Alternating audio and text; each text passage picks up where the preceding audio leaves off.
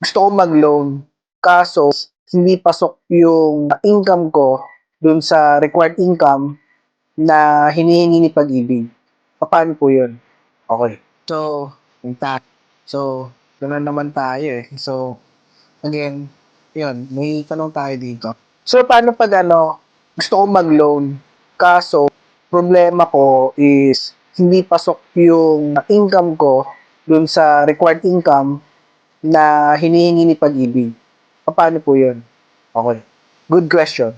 So, for that one, ang kailangan mo lang kasi is malaman kung magkano yung monthly amortization mo dun sa gusto mong ipasok na housing loan. So, let's say, one example, gusto mo na mag-loan ng amount ng bahay is nasa 2 million. Tapos, let's say, ang magiging monthly amortization mo is around nasa, let's say lang, kumbari lang, 15,000. So, on that, kailangan mong kunin or kailangan mong i-divide to doon sa 35%.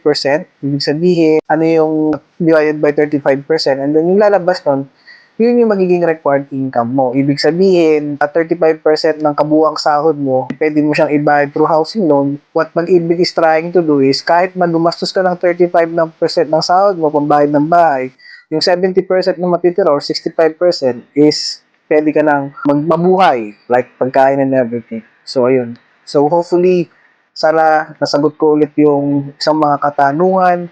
So, if you still want have some tips and if you are still have question, just comment down below and follow and share para mas aware yung mga kababayan natin. Okay? Salamat, your advocate agent out.